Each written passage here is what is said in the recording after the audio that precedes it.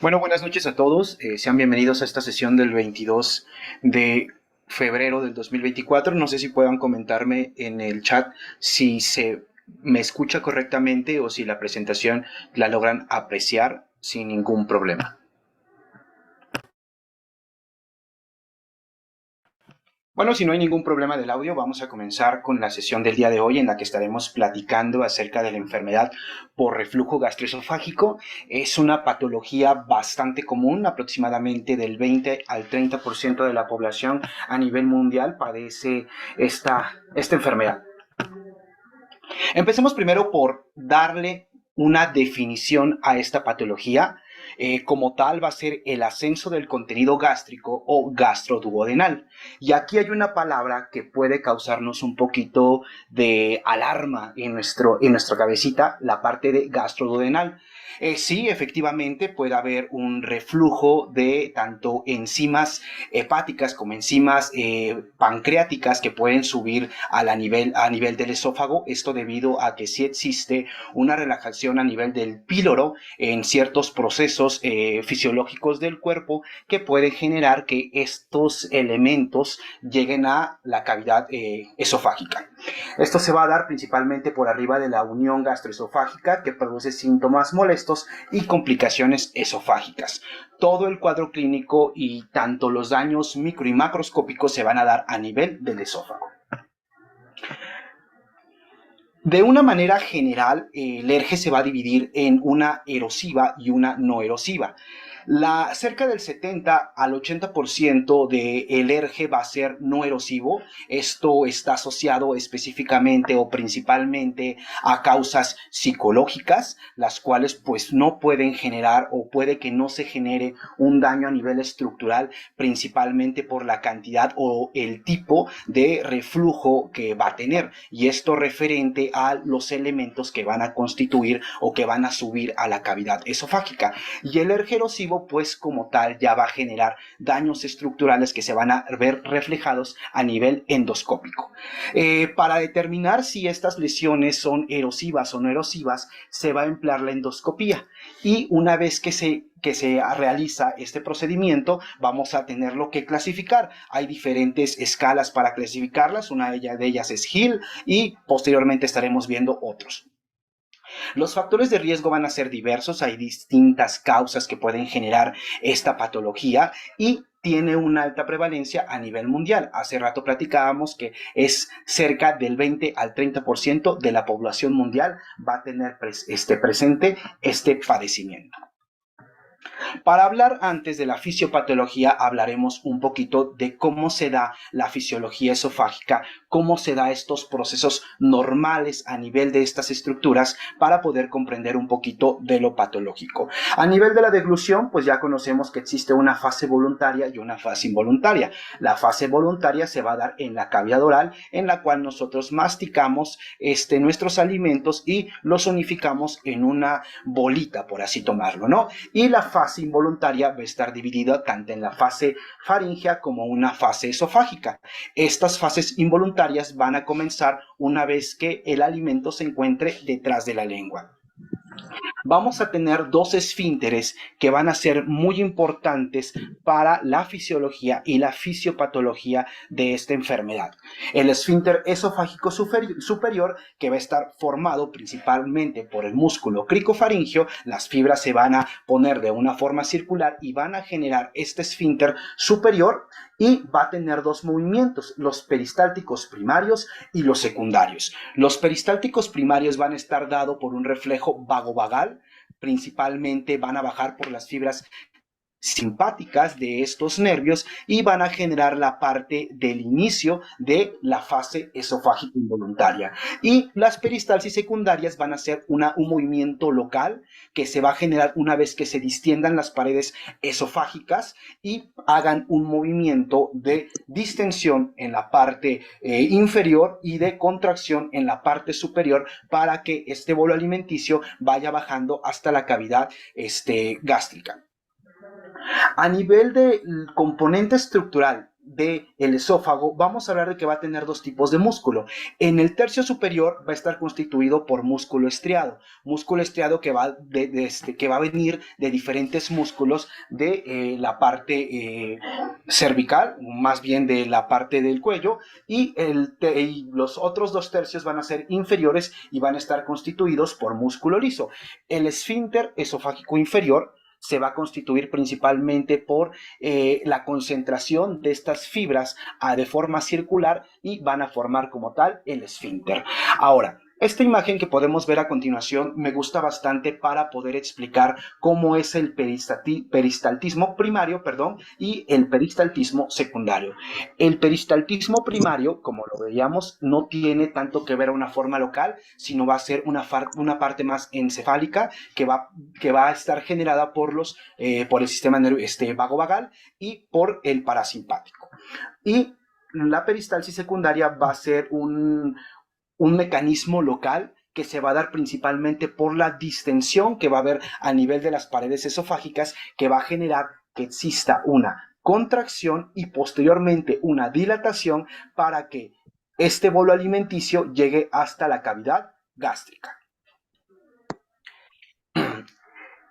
El esfínter esofágico inferior, el cual como tal va a tener una importancia bastante marcada en esta patología, va a tener ciertas características. Primero, las relajaciones transitorias. Y estas relajaciones transitorias van a jugar un papel indispensable debido a que cuando nosotros estamos en un proceso de deglución que involucra la apertura de estos dos esfínteres se van a quedar abiertos aproximadamente por 10 segundos.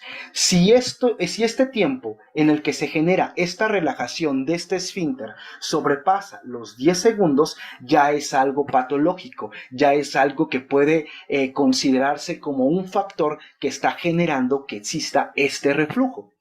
Ahora, la presión del esfínter esofágico inferior va a ser de 10 a 20 milímetros de mercurio. Cuando la presión, ya con un estudio especializado, llega a encontrarse menor a 10 milímetros de mercurio, este ya es un dato que nos está indicando que el paciente tiene ERGE, o incluso un paciente que tiene ERGE que nosotros le midamos. ¿Cuál es la presión que tiene? Es muy probable que la presión sea menor a 10 milímetros de mercurio. Ahora, volvemos tantito a esta parte de las relajaciones transitorias. Recordemos que durante estos 10 segundos que va a tener esta relajación, este esfínter esofágico inferior, puede que llegue a haber una regurgitación. ¿Ok? Y esto hasta cierto punto se puede considerar fisiológico, algo no patológico. E incluso cuando nosotros ingerimos algún alimento y que en el momento de la ingesta de estos alimentos nosotros lleguemos a ingresar cierta cantidad de aire a nivel gástrico, debido a que el estómago tiene cierto volumen, se puede abrir durante estas relajaciones transitorias este esfínter para la salida del gas. Y es cuando nosotros tenemos esta sensación en la que estamos sacando aire, o como lo conocemos más comúnmente, los eructos, que prácticamente se deberían a esta relajación transitoria. Y durante estos 10 segundos que nosotros tenemos esta relajación del esfínter esofágico inferior, puede que incluso tengamos una pequeña salida del contenido gástrico que pueda generar estos síntomas sin que se asocien a una patología como sería el ERGE. Ahora ya hablamos un poquito de cómo es lo normal. Ahora entraremos con la fisiopatología. La fisiopatología es muy curiosa porque va a estar constituida por cosas muy puntuales que en conjunto van a generar un daño a nivel de la pared esofágica. Cuando nosotros tenemos un reflujo excesivo, esto se puede dar por un aumento de la presión abdominal. No necesariamente podemos encontrarlo en una ineficiencia de este esfínter esofágico inferior, sino también cuando la presión abdominal aumenta. ¿En qué casos? Que no necesariamente pueden asociarlo a algo muy patológico, sería la obesidad, el embarazo, debido a que pues hay una gran cantidad de presión debido a los tejidos anexos que se generan en estas dos situaciones, pues pueden aumentar la presión a nivel abdominal, lo que va a generar que el contenido gástrico llegue llegue a ser expulsado por esta diferencia de presiones. E incluso, algo muy curioso, incluso durante la respiración, inhalación y exhalación, puede que nosotros tengamos una pequeña cantidad de reflujo, y esto también se considera de una forma fisiológica, perdón. La disminución de la resistencia de la mucosa, y esto también es muy importante. Cuando hablamos de ERGE, estamos hablando de un proceso inflamatorio. Existe un proceso que va a generar inflamación a nivel de las estructuras del esófago, y este es uno de los diagnósticos diferenciales que se pueden generar con algunas otras causas de reflujo. Cuando nosotros tenemos una enfermedad por reflujo cuando nosotros, tenemos una enfermedad por reflujo, van a estar constituidos algunas células inflamatorias que se van a encontrar a nivel esofágico. La inflamación como tal va a ser el dato característico que nosotros vamos a tener, y muchas veces podemos llegar a complicarse entenderlo o poder asociarlo, debido a que los cambios muchas veces no son estructuralmente los que tienen contacto con el contenido que se generaría durante el reflujo, sino que la inflamación se daría en las paredes que se encuentran más internas, por así tenerlos. No habría la inflamación de una manera más externa, la parte que tiene en contacto, sino sería en las paredes que están un poquito más escondiditas, y esto podría ser relacionada con las citoquinas que tendríamos. Va a haber un aumento de la sensibilidad de la mucosa. ¿Esto por qué se puede dar? Pues porque si constantemente hay daños que lleguen a generar daño a nivel estructural e incluso una inflamación, pues nuestra mucosa ya se puede encontrar hipersensible, y que cualquier agente, situación o sustancia que llegue puede llegar a alterar y desencadenar una inflamación. Ahora, la incompetencia del esfínter esofágico inferior. Recordemos que el esfínter esofágico inferior juega un papel muy importante entre la cavidad gástrica y la parte que viene de una forma superior. La presión, cuando es menor a 8 milímetros de mercurio, lo podemos considerar como que es un esfínter hipotenso. Y si nosotros no tenemos una buena presión de ese esfínter, y eso lo aunamos a obesidad, a algunos malos hábitos alimenticios, es muy probable que el paciente pueda llegar a tener de una forma más fácil este reflujo. Que la longitud sea menor a 2 centímetros. Eso también es muy importante, y esto teniendo en cuenta en un periodo en el que está contraído este esfínter.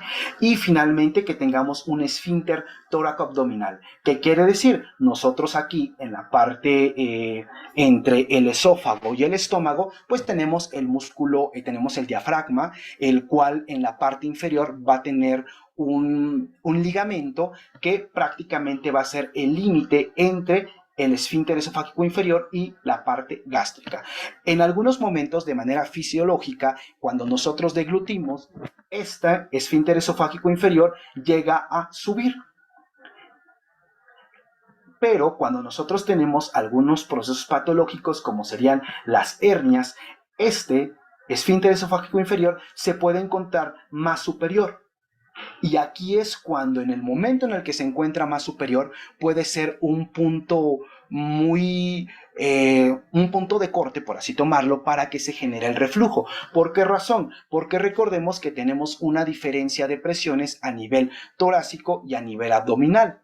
Y este cambio de presiones puede llegar a influir en la capacidad que va a tener el esfínter esofágico inferior para generar su función. Si nosotros tenemos este esfínter esofágico inferior un poquito más torácico, esto debido a que a una hernia o algún proceso patológico, incluso la misma respiración puede generar este reflujo o puede desencadenar este reflujo. Un ejemplo: si nosotros tenemos el esfínter a nivel torácico, en el momento de la exhalación, nosotros vamos a tener un aumento de la presión del esfínter esofágico inferior, pero también vamos a tener un aumento en la presión gástrica, y esta presión pues puede encontrarse un poquito equilibrada debido a estos mecanismos de los que estamos platicando. Pero durante la inhalación estas presiones van a aumentarse, lo que va a generar que el contenido gástrico sea más fácil que sea expulsado a nivel de las estructuras superiores y dañar las paredes del esófago.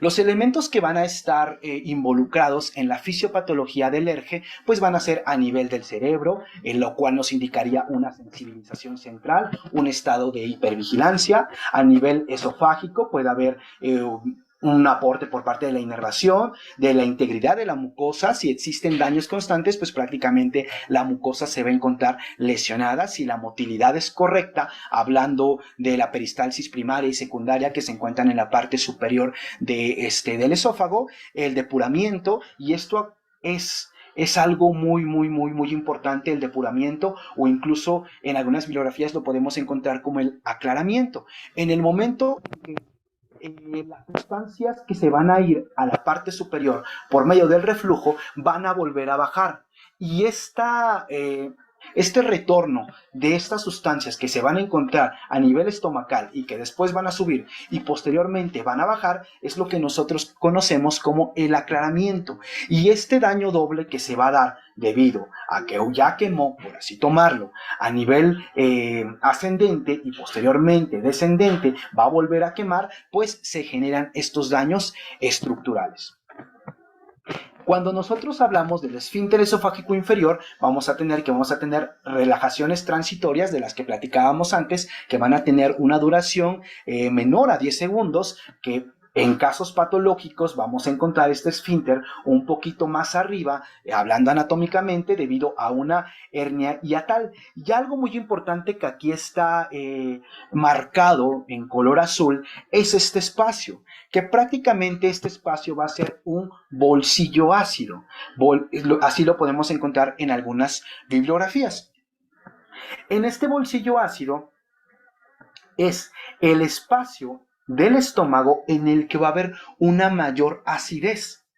Y si hablamos de que en este espacio de color azul la acidez es mayor y lo asociamos a que este esfínter no está funcionando de manera correcta, esto va a generar que lo que se ha regurgitado lleve una mayor acidez y esto genere mayores daños estructurales a nivel esofágico. Y es lo que aquí viene, un bolsillo ácido que está marcado por esta parte azul.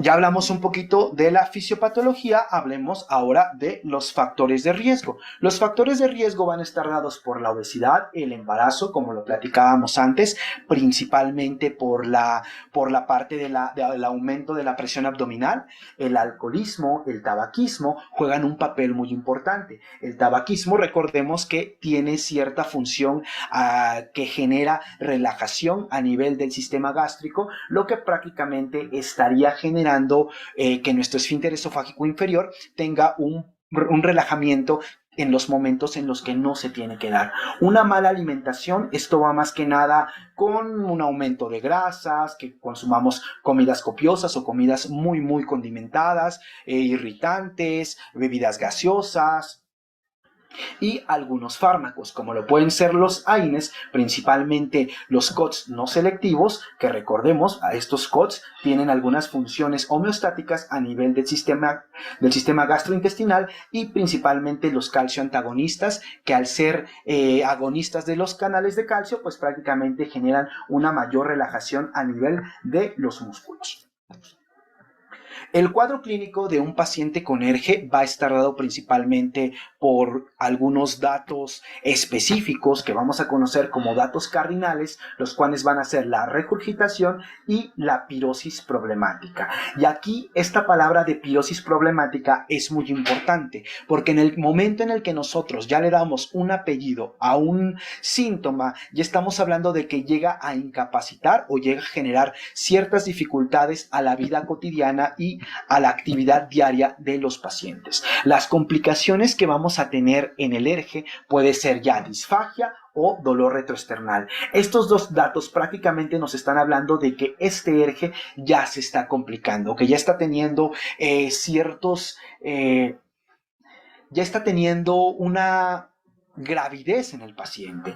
Podemos también tener síntomas extraesofágicos y estos síntomas extraesofágicos se van a dar principalmente a nivel del sistema respiratorio.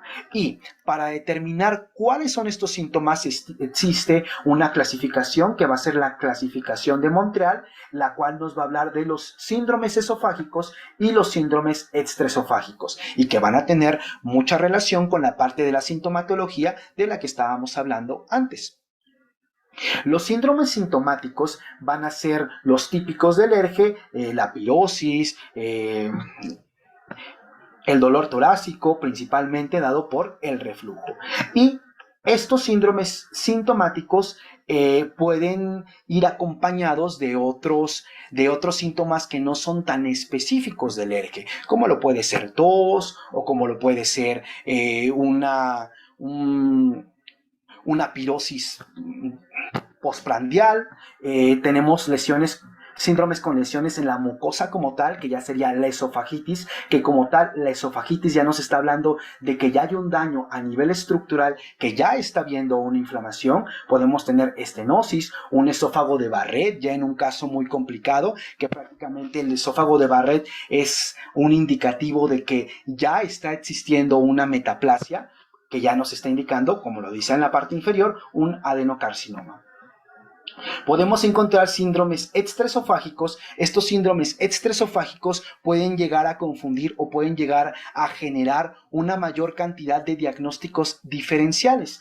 Estos síndromes extraesofágicos se pueden dar asociados a ciertos puntos ya establecidos, como puede ser la tos por reflujo, que también la habíamos metido acá en los síndromes sintomáticos. Puede haber una laringitis por reflujo, asma por reflujo y erosiones dentales por reflujo. Y esto es muy importante, ¿por qué? Porque prácticamente la tos y la laringitis ya no nos están orillando a algo gástrico, ya nos estarían orillando a algo más respiratorio y sería indispensable realizar un diagnóstico diferencial para poder determinar si la causa de estos síntomas es por el ERGE.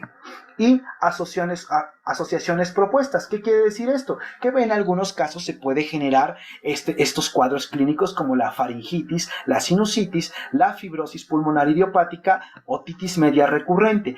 Estas patologías puede que no estén completamente relacionadas, pero pueden asociarse o puede haber un mayor estadísticamente hablando, una mayor probabilidad de que se generen.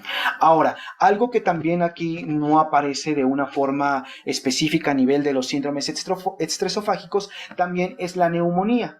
La neumonía también se puede generar como un síndrome extraesofágico. Y recordemos algo muy importante. Muchas veces la neumonía, debido a esta patología, no se asocia mucho por la calidad o el tipo de elementos o microorganismos que se van a encontrar a nivel de estos dos sistemas. Recordemos que principalmente a nivel respiratorio se van a encontrar bacterias aerobias y a nivel del sistema gástrico, se van a encontrar las anaerobias. Esto puede dificultar un poquito que se puedan propagar a nivel de estos sistemas, pero es probable en un paciente que pues se encuentre con un sistema inmunológico no tan fuerte que se genere. El diagnóstico, si los síntomas son típicos de los que platicábamos antes, los síntomas cardinales, la regurgitación y la pirosis problemática, pues prácticamente el diagnóstico va a ser clínico. Muchas veces para generar un diagnóstico se ocupa una respuesta terapéutica con un inhibidor de la bomba de protones, se da de 4 a 8 semanas y si los síntomas disminuyen, pues prácticamente estamos ante un ERGE, pues prácticamente esta respuesta terapéutica con inhibidor de bomba de protones ya no se considera un método diagnóstico en el nuevo manual del 2022 debido a que su sensibilidad y su especificidad es muy baja. Y esto prácticamente no lo podríamos asociar a un diagnóstico de ERGE. Si es muy ocupado e incluso en la guía de práctica clínica, pues sí lo mencionan, pero hay que tener en cuenta que ya no se debe ocupar con tanta regularidad debido a que prácticamente no estamos estamos resolviendo la sintomatología, pero no estamos viendo si efectivamente existe una inflamación. Y si recordemos, pues prácticamente el ERGE ya es una inflamación que se da a nivel del esófago. El diagnóstico más ocupado o que se manda a hacer con mayor regularidad es la endoscopía de vías digestivas altas. Es el primer estudio, como lo platicábamos antes, en los pacientes con datos de gravedad, pacientes que ya tienen estos problemas bastante agravados, que ya llevan un proceso o que ya tienen una edad que se encuentra en un extremo de vida, hablando de los mayores de 60 años, pues primero se le hace esta endoscopía para descartar algún daño estructural o algún proceso oncológico que se pueda generar. Y prácticamente en la endoscopía nosotros podemos encontrar ya la esofagitis, que la esofagitis, como lo platicábamos antes, ya es algo confirmatorio de que estamos teniendo un ERGE. Y para eso vamos a tener las diferentes escalas. En esta escala pues va a ser una evaluación endoscópica de acuerdo a las estructuras macroscópicas que podemos identificar. En el grado A, pues vamos a tener lesiones mucosas, que su longitud va a ser menor a 5 milímetros y que no se van a extender a la parte superior. Y si podemos observarlo, sí existen algunas lesiones a nivel de la mucosa. Ahorita vamos a pasar unas imágenes, esos son los pequeños dibujos en los que podemos apreciar de una mejor forma estos hallazgos. En el grado B, vamos a encontrar lesiones en la mucosa que van a tener longitudes mayores a 5 milímetros, que tampoco se van a extender en la parte superior. Y aquí podemos observar que las lesiones ya se ven un poquito más grandes, ya se ven un poquito más largas, lo que prácticamente nos está indicando que existe un daño estructural, pero como tal no existe un cambio o no existe datos de una metaplasia como ya lo podemos encontrar en el grado C o en el grado D. En el grado C estamos viendo que existen lesiones en la mucosa y que ya se van a extender a los pliegues. Prácticamente ya van a afectar menos del 75% de la circunferencia esofágica. Y aquí podemos ver cómo estas lesiones ya cambiaron, ya generaron ciertas cicatrices, ya generaron un cambio de las células que van a conformar estas paredes y que prácticamente ya los asociamos a un daño un poquito ya mayor. Las lesiones de grado D pues ya son lesiones que afectan el 75% de la circunferencia esofágica e incluso muchas bibliografías, el grado D y parte del grado C ya lo consideran como algo metaplásico y que ya puede estar asociado a un esófago de Barrett. Y aquí podemos ver de una forma de imágenes por medio de una endoscopía cómo estas lesiones se van a encontrar en los diferentes grados. En el grado A, recordemos, existe un daño en la mucosa que no va dirigirse hacia la parte superior y que va a tener una dimensión menor a 5 milímetros, las cuales la podemos encontrar. Ya en un grado B, estas lesiones ya se encuentran marcadas e incluso el daño ya se encuentra bastante presente. En un grado C, pues ya empezamos a tener un cambio en la calidad de las células y empezamos a encontrar una metaplasia que va a constituir una cantidad menor al 75% de el volumen que estamos observando. Y en el grado D, pues prácticamente ya tenemos una metaplasia bastante marcada y esto ya lo podemos asociar pues prácticamente a un esófago de Barrett y ya lo podemos correlacionar, aunque prácticamente para determinar si es un esófago de Barrett, pues necesitamos tomar una biopsia del tejido. Otro estudio que nos puede ayudar para el diagnóstico es la manometría, e incluso la manometría tiene que ir de la mano con la pHmetría. La manometría suele ser una prueba cuando la endoscopía no muestra daño estructural. Y recordemos, prácticamente cuando existe un ERGE puede que sea no erosiva y que puede que en el momento en el que se evalúe a nivel endoscópico encontremos la inflamación, pero no encontremos un daño estructural. Pues en este caso podemos ocupar la manometría, que principalmente va a identificar desórdenes motoros. En la manometría podemos encontrar ya sea algo convencional o algo de alta resolución, cómo se encuentra distendido o cómo se encuentra referente a la presión cada uno de los bloques del esófago. Y esto nos indicaría, o sería más fácil identificar, una relajación del esfínter esofágico inferior, o que la presión que tiene el esfínter esofágico inferior no es lo suficientemente adecuado, y esto nos podría indicar que pues prácticamente existe una enfermedad por reflujo debido a la incapacidad del esfínter esofágico. Ya lo correlacionaríamos con los hallazgos que se encontraría a nivel endoscópico, y si no encontramos ningún daño estructural, pues podríamos asociarlo a un ERGE no erosivo.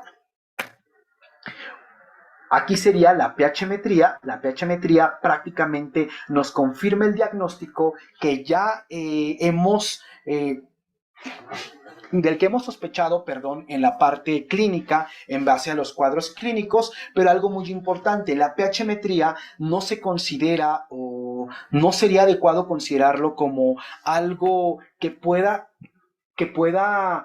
ayudarnos a realizar el diagnóstico de manera inicial del ERGE. ¿Por qué razón? Porque puede que la cantidad o las sustancias que están siendo regurgitadas no tengan una acidez mayor. Y si nosotros no encontramos una acidez, pues no estaríamos teniendo cambios a nivel de la pHmetría, por lo cual, una vez que se realiza la endoscopía, una vez que se confirma que tenemos una inflamación y posteriormente se hace la pHmetría, pues nos confirmaría el diagnóstico. Ya la pHmetría no sería como tal el estudio que se realizaría de primera elección para el diagnóstico, sino sería una prueba que nos confirmaría el diagnóstico. En múltiples bibliografías lo podemos encontrar como la pHmetría, como el gol estándar para diagnosticar ERGE. Esto ya está un poquito, pues prácticamente irá cambiando debido a lo que les comentaba, de que es una prueba confirmatoria, pero no es la de primera elección para poder tener esta sospecha clínica. Ok, va a evaluar la respuesta terapéutica, la respuesta que se le está dando después de que la clínica se corrija con algunos medicamentos, y prácticamente nos va a identificar el reflujo ácido, esto principalmente referente a el tiempo que se está generando, qué tan constante es y cuál es el porcentaje, para poder relacionarlo con algo fisiológico o algo patológico. La pHmetría pues tiene este esquema en la cual podemos observar que cuando existe un reflujo ácido, pues va a tener un pH un poquito más ácido. En base a eso podemos encontrar algunas escalas que nos van a ayudar a realizar prácticamente este diagnóstico diferencial, como lo podemos encontrar la de Roma 4.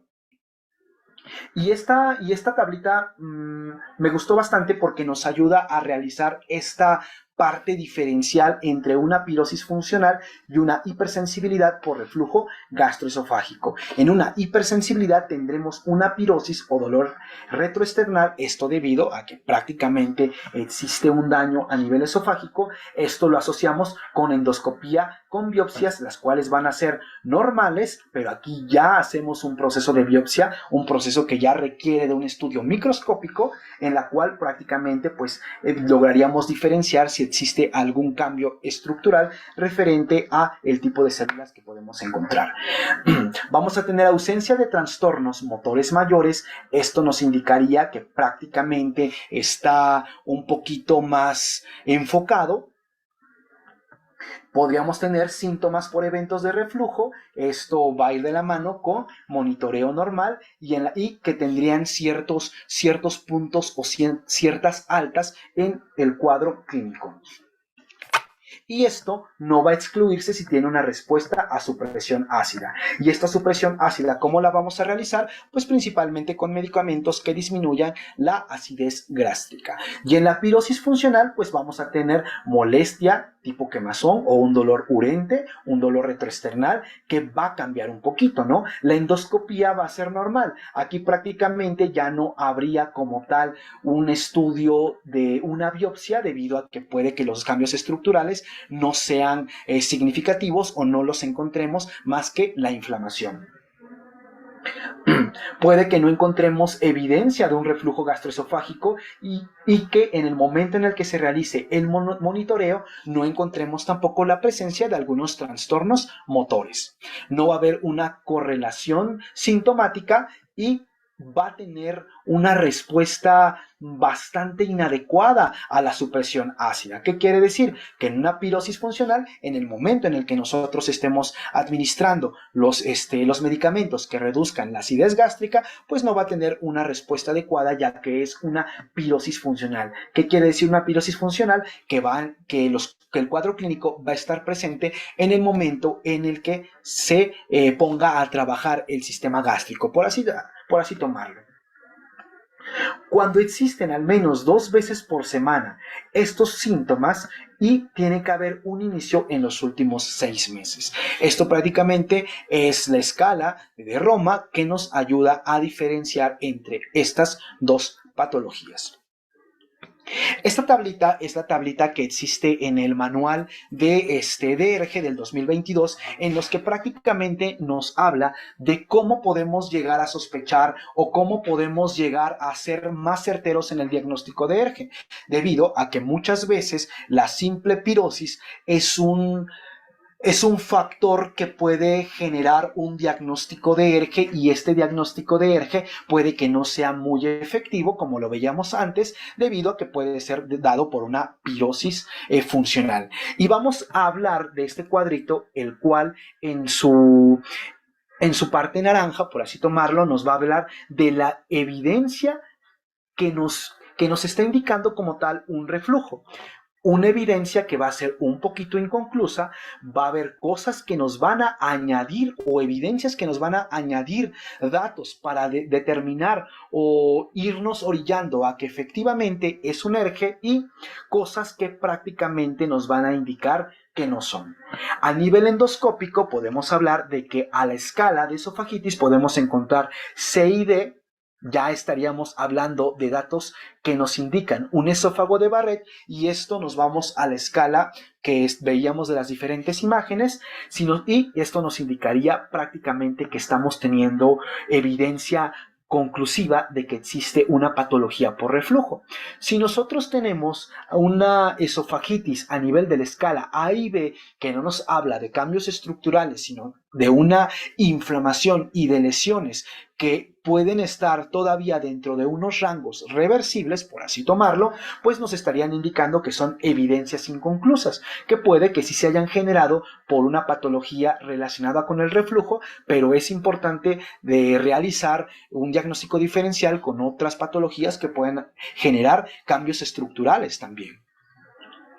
Y cosas que nos podrían aportar al diagnóstico, pues sería la histopatología, podemos hacer un estudio microscópico a nivel de las estructuras de la mucosa. Hablando de la pHmetría, si nosotros tenemos un aumento mayor al 6% en los síntomas durante las últimas 2 semanas, pues esto ya nos estaría indicando como tal que se está asociando a una patología por reflujo. Si nosotros tenemos un reflujo y en episodios del 40 al 80% de estos episodios llegan a ser intensos, pues prácticamente son evidencias inconclusas, debido a que estos episodios de reflujo pueden ir asociados a la alimentación del paciente. Los datos que nos van a aportar, pues prácticamente va a ser un reflujo sintomático asociado, que quiere decir que lo lleguemos a asociar a algunas actividades o algunos factores de riesgo que tenga el paciente. Y algo muy importante ya como tal en la manometría, pues prácticamente sería que nosotros encontremos un esfínter esofágico hipotenso que, como lo platicábamos antes, va a tener una presión menor de la que tiene que tener, o una presión en milímetros de mercurio menor a 8. El tratamiento, pues prácticamente para el tratamiento se van a ocupar 2 estrategias. La primera estrategia va a ser la estrategia Step Up, la cual se va a dar en un paciente que tenga menos de 2 episodios por semana de este reflujo, de esta sintomatología, de esta pirosis, que puede o no estar asociada a ciertas actividades o puede estar asociada a la ingesta de algunos alimentos. Vamos a realizar cambios en el estilo de vida. Ahorita platicaremos un poquito acerca de estos cambios en el estilo de vida. Algunos antiácidos. Estos antiácidos se van a dar principalmente para corregir la sintomatología de manera inmediata, no sería un tratamiento prolongado. Los antagonistas de H2 como la simetirina y los inhibidores de la bomba de protones. Aquí vamos a ocupar dosis bajas por 4 a 8 semanas. Y algo muy importante, no importa o prácticamente no hay una diferencia en cuál inhibidor de la bomba de protones se ocupe, debido a que todos tienen una función bastante buena.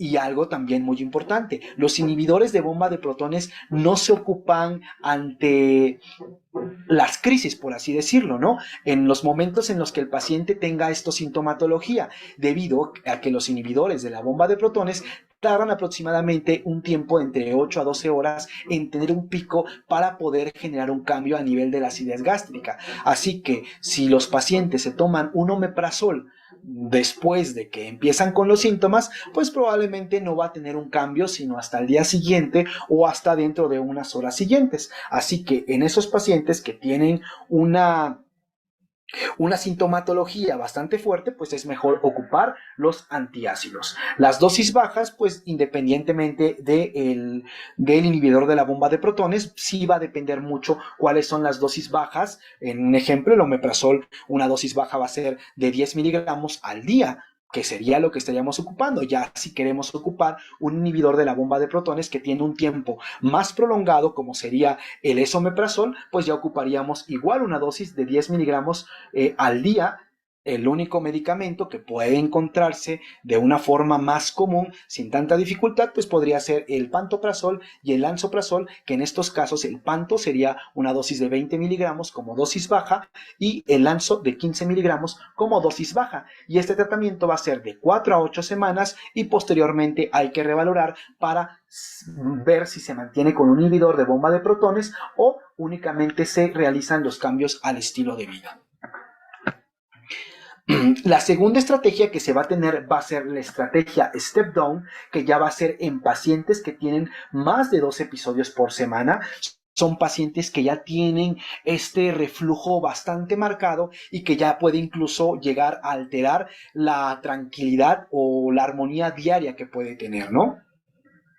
Aquí prácticamente el tratamiento va a ser con inhibidor de bomba de protones y la dosis va a ser estándar por 8 semanas. Y cuando hablamos de dosis estándar ya son las dosis que están establecidas y va a depender mucho del medicamento que estemos tomando. En el caso del omeprazol, pues serían a 20 miligramos al día. En el caso del esomeprazol, que ya es un tiempo un poquito más prolongada, serían igual 20 miligramos al día, pero en el caso del pantoprazol ya tendríamos 40 miligramos al día, que ya son las dosis estándar que se manejan y se manejarían cada 24 horas. Algo muy importante, se recomienda que estos inhibidores de protones se administren en ayunas debido a que tiene una mejor función y prácticamente la forma de trabajar del inhibidor de la bomba de protones pues va a tener un mayor chance o va a representar una mejoría clínica si se da en la mañana y no después de los alimentos.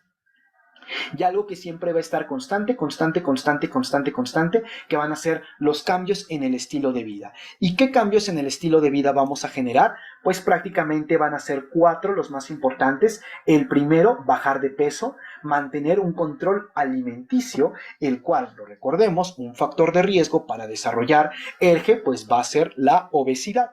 Y esta obesidad pues va a aumentar la presión abdominal y va a exigir más al esfínter esofágico inferior. Y si eso lo asociamos a algunos otros tipos de factores de riesgo, pues prácticamente se complicaría. Así que bajar de peso prácticamente constituiría algo muy importante en esta patología.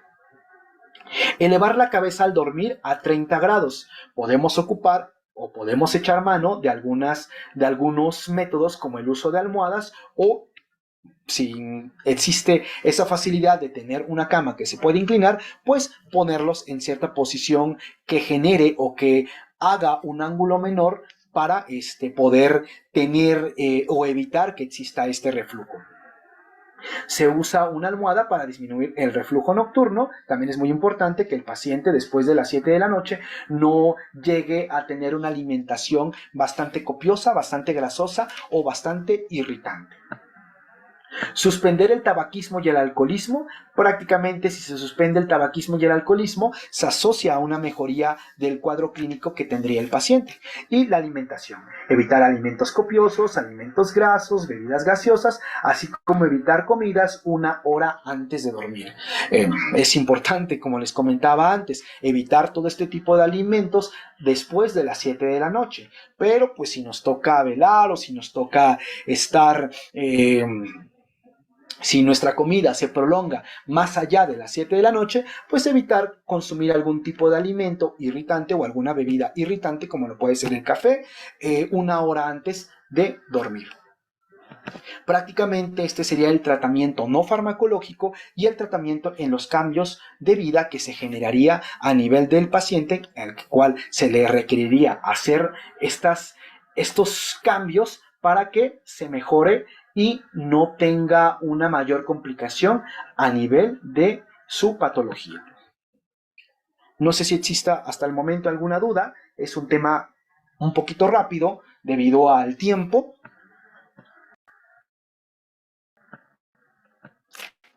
Ok, si no existe ninguna duda, muchas gracias por estar con nosotros en esta pequeña sesión. Les agradezco mucho su tiempo. Espero que la información que se les brindó sea de utilidad. Si gustan consultar las bibliografías en las cuales se basó esta pequeña sesión, con mucho gusto se las compartiremos. Nos mandan mensajito en la página y se las haremos llegar.